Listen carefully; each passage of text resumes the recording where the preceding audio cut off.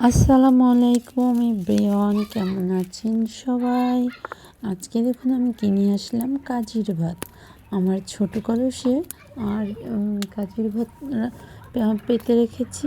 তো দেখুন কি সুন্দর কাজি হয়ে আছে। তো আমি এখানে চাল দিয়ে পানি দিয়ে ভাত বসাই দিয়েছি।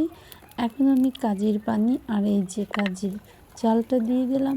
দেখুন এই যে কি সুন্দর যে ঘ্রাণ বের হয়েছে, টক টক একটা। আর এখানে আমি দিয়ে দিলাম কোয়েলের ডিম।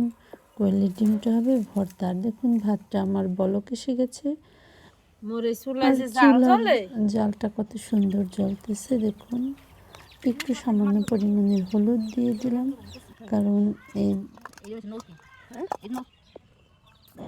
কাজির ভাতটা হলুদ হলে একটু ভালো লাগে, দেখতেও ভালো লাগে, খাইতেও ভালো লাগে। তারপর এই যে ভাতটা এখন ঢাকনা দিয়ে ঢেকে দিয়েছি, কিছুক্ষণ রেখে তারপর গড় দিয়ে দিলাম। দেখুন আমার হাঁড়ির মধ্যে গড় দিয়েছি। আর এখানে আমি একে একে ভর্তা করার জন্য সব রেডি করে নিয়েছি। এই যে শুকনো মরিচ দিয়ে, কাঁচা পেঁয়াজ দিয়ে আমি মরিচ দিয়ে লবণ দিয়ে ডইলা তারপর এখানে একে একে হাতে সব ভর্তা করে নিলাম। কোয়েলের ডিম ভর্তা, ডাল ভর্তা, তারপরে এখন এখানে টাকি মাছ ভর্তা করব।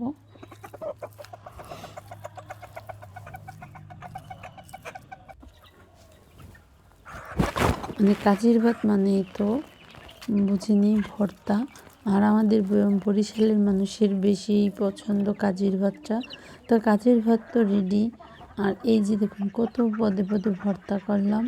তো ভর্তা তো হয়ে গেছে। আর এখন সব কিছু নিয়ে ঘরে যাব। ঘরে যাওয়ার পরে ইফতার করা হবে আমার এই কাজির ভাত দিয়ে। আমি কিন্তু এই যে ইফতারের আগে আগেই ভিডিওটা করেছি। তো আমার দেখুন কি সুন্দর কাজির ভাতগুলো ঝরঝরা হয়েছে, ভর্তাগুলো। আর ভর্তা দিয়ে কিন্তু কাজির ভাত খেতে দারুণ মজা। আর ভাতটা কিন্তু ঝরঝরা হলে আরও মজা হয়। তো কি দেখুন তো আমার ভর্তা ভাতগুলো কি সুন্দর হয়েছে, তাই না? আর কি সুন্দর ভর্তাগুলো, ইয়াম্মি ইয়াম্মি। আমার কাজির ভাতটা দেখলে খাইতে মন চাইতেছে। কি মজা। মাটির বাসনে আমি কাজির ভাত বেড়ে নিলাম, আর এখন আমি ভর্তা দিয়ে দিলাম। কি সুন্দর লাগতেছে, মাশাআল্লাহ।